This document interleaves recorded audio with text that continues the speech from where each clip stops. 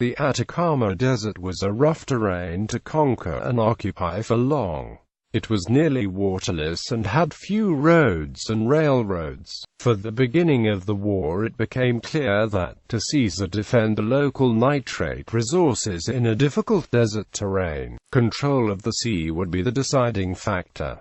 Navies and ships involved. In 1879 Bolivia did not possess any ships, but on March 26, 1879, Bolivian President Hilarion Daza Grosel formally offered letters of marque to any ships willing to go to combat for Bolivia. Bolivia had not signed the Paris Declaration respecting maritime law, but the USA, Britain and France stood by the treaty and refused to accept the legality of Bolivia's act.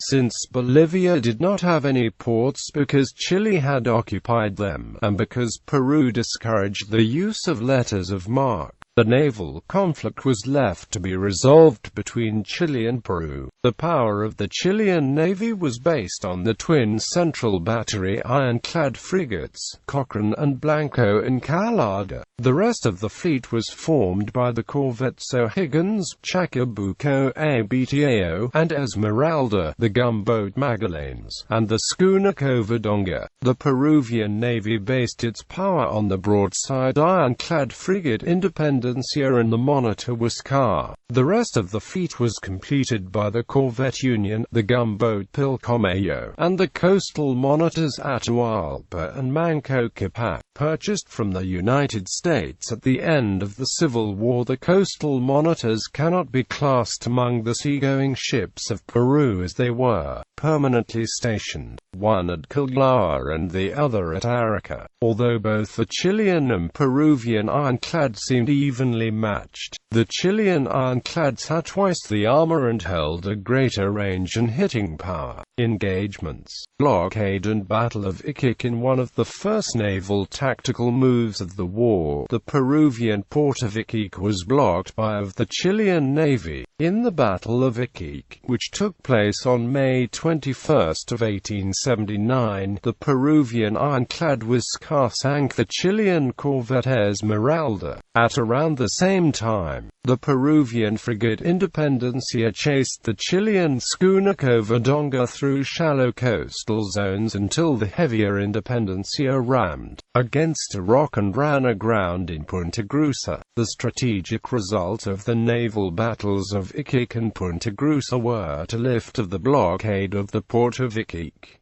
Excursions of the Huáscar. The outgunned Huáscar managed to avoid engagement with the superior battleships of the Chilean Navy for 6 months. Among the actions of these excursions of the Huáscar are the Battle of Antofagasta and the Second Battle Antofagasta. The most successful of the excursions was the capture of the steamship Rimac on July 23, 1879.